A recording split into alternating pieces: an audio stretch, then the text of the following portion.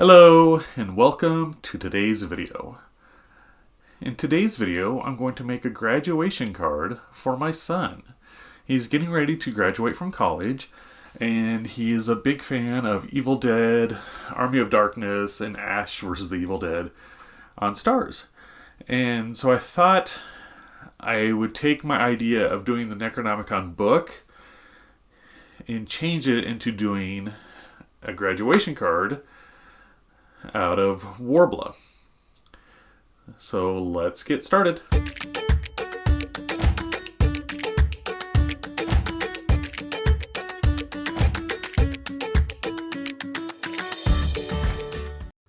To get started, I'm going to make the eyes and the teeth first, just like I did with the Necronomicon book. That way I can get these sculpted and baked, and they're ready to be applied to the front of the card. Now with the teeth, I did kind of an off-white. I mixed a little bit of yellow with the white. And I went ahead, I wasn't for sure how many I would need. So whenever you do something like this, it's always better to make more than not enough. Now it's time to bake our clay. Remember, always bake your clay according to package instructions. Now that those are done, I'm going to go ahead and get my Worbla ready. So I'm just taking my sheet of Worbla and heating it up a little bit and then cutting out the shape I want for the cards. I just used this piece of wood that was about the size I wanted it to be. And what I'm doing is for the front and the back, I'm using 2 sheets each. And that way it's a little thicker than the normal Worbla.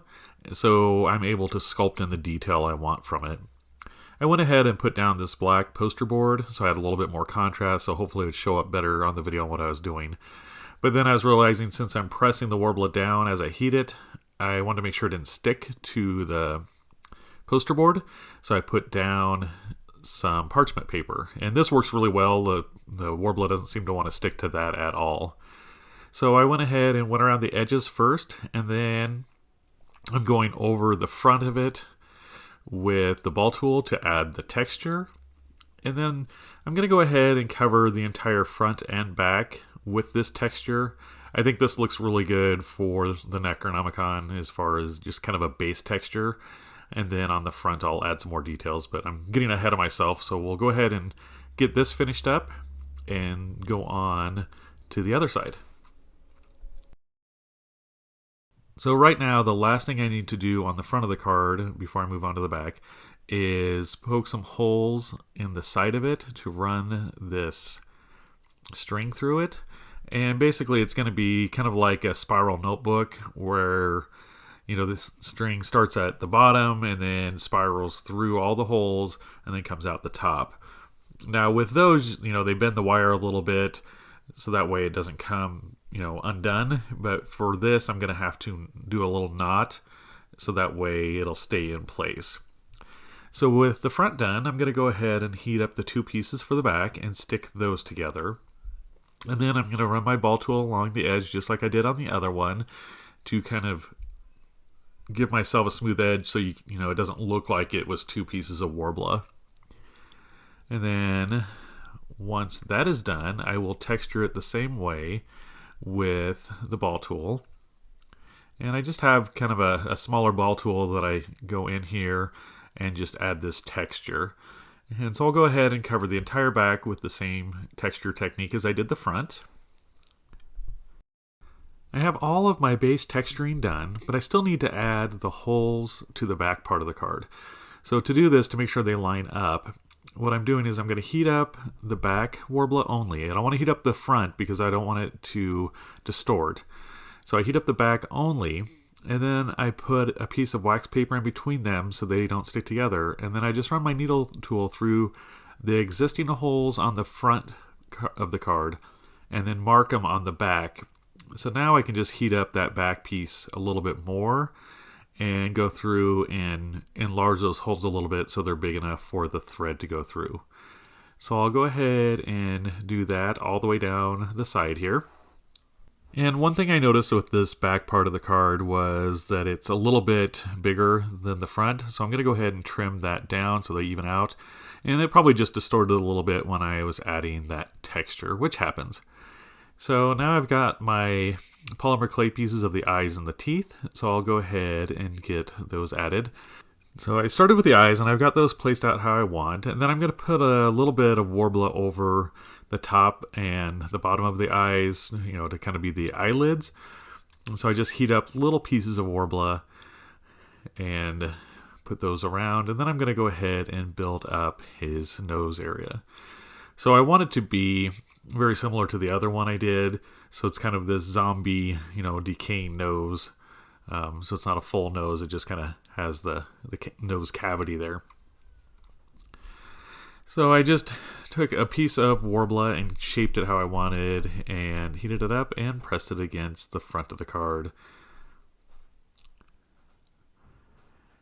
And it was a little bit too big, so I went ahead and trimmed it down a bit and then heated up some more and attached it and used the ball tool to kind of smooth it in and add a little bit of texture to it. Then I just curved around 2 more small pieces for the base of the nose. And I'm going to go ahead and just kind of finish off the eyes, add some texture, and then I'll start marking off where I want to do the mouth. Now, originally I was going to do the mouth the same way I did the larger one, the book version of the Necronomicon, but I thought the teeth might stick out too far. And so I went ahead and kind of made these lips, I guess I'll call them that. I don't know exactly what they'd be, just for the mouth. And then I realized, I didn't want the teeth sticking out that far to put them in there. So I went ahead and cut in half the pieces I made for the teeth and then heated up the Worbla and pushed them in to just the front of the card and then put the lips over it. And so I thought that would give a little more dimension to it with having those teeth as far back as I could. Now, once I have these lips attached, I went ahead and heated them up some more and used the ball tool to kind of smooth out the edge there to kind of cover up any of the polymer clay from the teeth and have it, have a more finished look against that front there. The last detail I want to add to the front of the card is I want to go ahead and add some veins just around the mouth, the eyes, and then just put a few around the front of the card just to add a little more detail to it and make the piece a little more interesting. So what I do is I take just a thin strip of Worbla, about the length I want to do these little veins, and then I roll it out so it's more smooth, kind of like a spaghetti noodle, but then I'll take that, the end of it and make it into a point. And then I just heat up the piece and, the Worbla and kind of press it in there. And then I'll take a ball tool to kind of smooth it in so it looks like it's just, all one piece and those are kind of just bulging out. And this seems to work really, good for, this technique works really well for this. And I was really happy with how these looked. I mean, they just look like these veins that are just kind of popping out of this evil book / congratulations card. So as I get these finished up, I'm going to go ahead and add some kind of a cheekbone area just to give the card a little more dimension. I thought it was looking a little too flat. So I thought if I added some, cheekbone areas that make it pop a little bit more. And a lot of kind of zombies and undead, their cheeks, because their face is more sunken in, the cheekbone areas stand out more.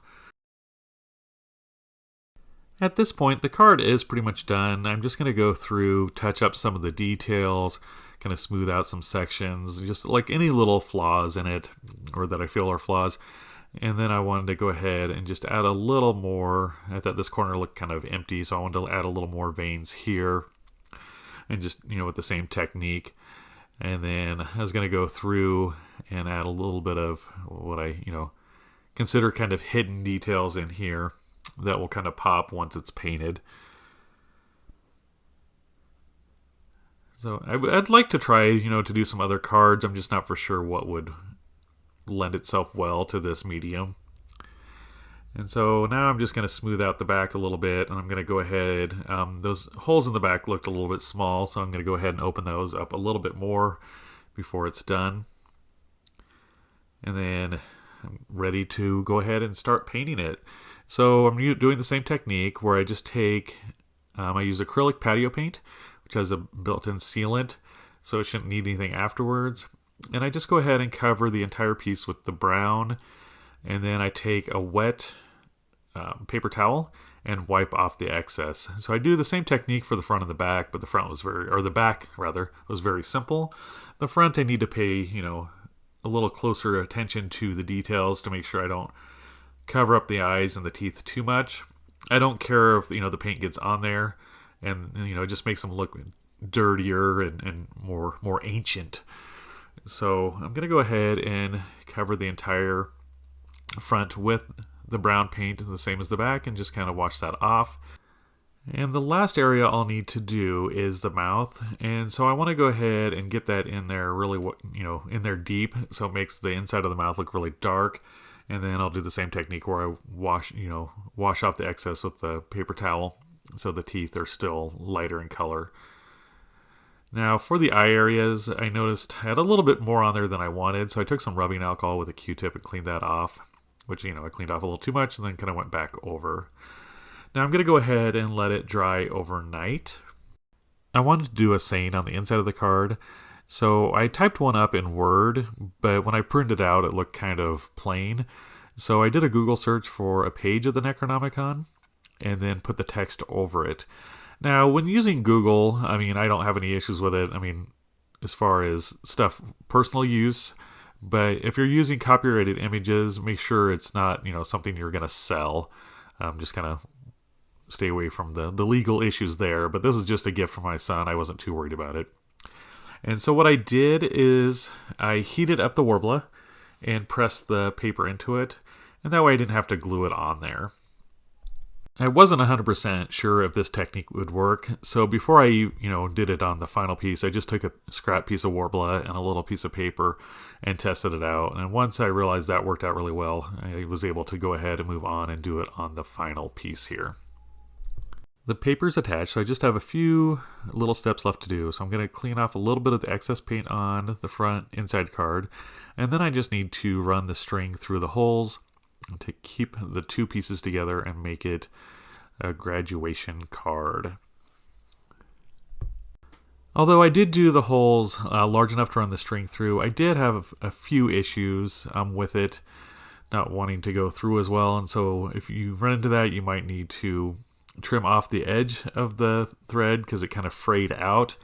Also on part of it, I don't show it on the video, I add a little bit of super glue and kind of make a point with the thread to help feed it through. If it was a bigger hole, you could even run it, use a needle to run it through just like regular sewing. I think if I do another one, I might do the holes bigger and use larger thread so I can do less. But, in the end, it worked out fine. Just took a little bit longer than I was planning, or thought it would. I didn't really have a set time to plan on it.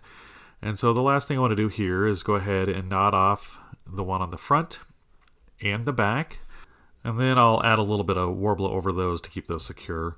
But one thing I noticed after doing all this, the back wasn't quite as flat. So I went ahead and heated it up and smoothed it out just a little bit so it was a little flatter.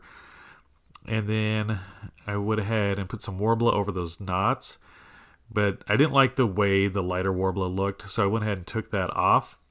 And then I noticed that the top of the card had kind of stuck together, so I went ahead and took my X-Acto knife in there and cut those apart so the front and the back were still two separate pieces. And then I went ahead and added the black Worbla over the knots, and I thought this looked a lot better than using the light Worbla. And here is the finished Necronomicon Congratulations Card I made for my son for his college graduation. So, as you can see on the front, I have the Necronomicon monstrous face. And on the back, I just went with having a textured background instead of adding detail like I did with the Necronomicon book. And on the inside, it says, "Congratulations on achieving another milestone in your life. You are one step closer to ruling the world with your own army of darkness." And I think I'll either sign it here or down here in the corner. Haven't decided for sure yet. But I hope you enjoyed today's video. If you like this video, please give it a like down below. Also, please comment on what you'd like to see in future videos. And if you haven't already done so, please subscribe to this channel. It really helps me out a lot.